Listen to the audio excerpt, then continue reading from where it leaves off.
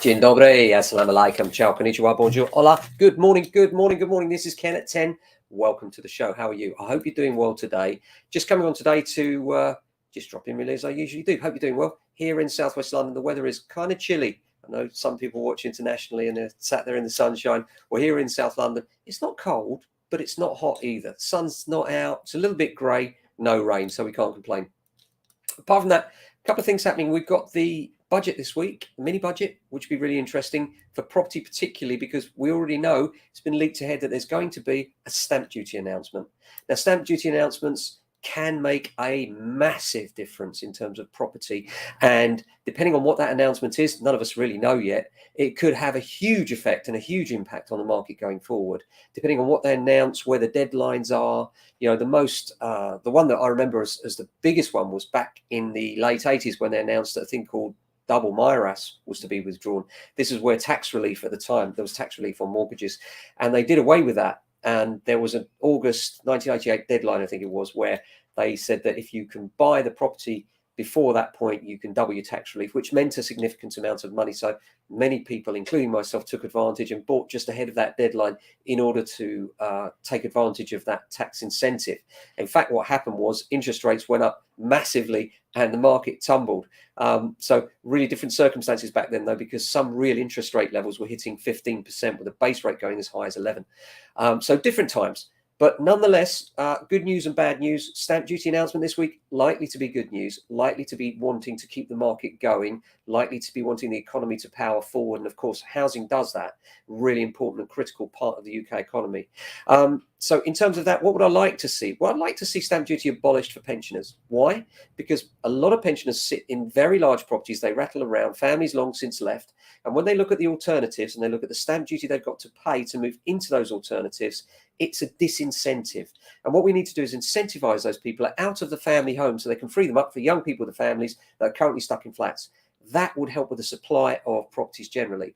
And that's why I think it would be a very good idea to do that. I also think here in London, it's a bit restrictive for first-time buyers to have that cap at 350. So I'd like to see that raised. It'd be really interesting to see what happens. It's also a very complex system. You know, in the old days, we used to have a flat system of you pay stamp duty at this rate and it's this price. Now it's tiered. And so it's much harder to calculate and much more complex. So I'd like to see a simplification.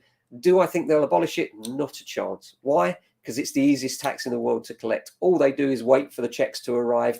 And, you know, literally it comes in via the solicitors and conveyancers. When the property's sold, they have to collect that tax and then pay it over to the government. The government actually does nothing for that tax whatsoever. So therefore, they're unlikely to remove it because it's just too easy for them. And you can understand that they need the money after all, subsidizing everything else at the moment. You know, what they do with it, well, that's a debate for another day. But that's the good news, is there should be a significant and impactful statement on stamp duty. Obviously, we'll update you more on this when we know more, but at the moment, that's all we know. Now, on the other side of things, we also have the Monetary Policy Committee meeting, which was delayed due to the Queen's funeral coming up, and it's highly likely that we'll see interest rates rise. And that's unfortunate, but we've all seen it coming. If you've been watching the show regularly, you've already been advised to fix a long time ago. If you haven't already, what's interesting to see is that normally 2-year fixed, by the way, this is not financial advice, we're not financial advisors and don't give mortgage advice, but seek advice from an independent financial advisor if you wish for such advice. But having said that, usually what happens is that when you get fixed rates, the longer the fix you're looking to achieve, the higher the rate will be. So for instance, you might fix your rate at 3.5% for 2 years and then 5% for 5 years. Well, what we're finding is, interestingly, the 5-year fixes are the same as the 2-year fixes or cheaper. Now, that's really interesting because what that tells me is that the markets are anticipating current rates to stay high for the short term, but for the medium term, i.e. 5 years plus, they're anticipating rates drop back down again. So that's the good news. In the short term, what do I think will happen this week? I think interest rates are going to go up. It looks likely that they're going to go up by 0.75 of 1%.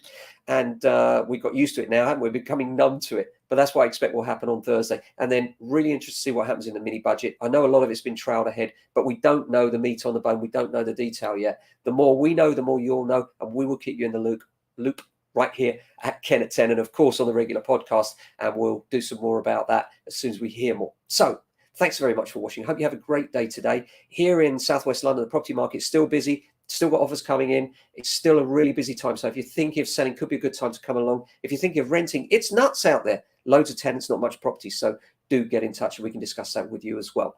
Thanks very much for watching. We'll be back tomorrow with another edition. Until then, look after yourselves and if you can, your family and friends. Ciao.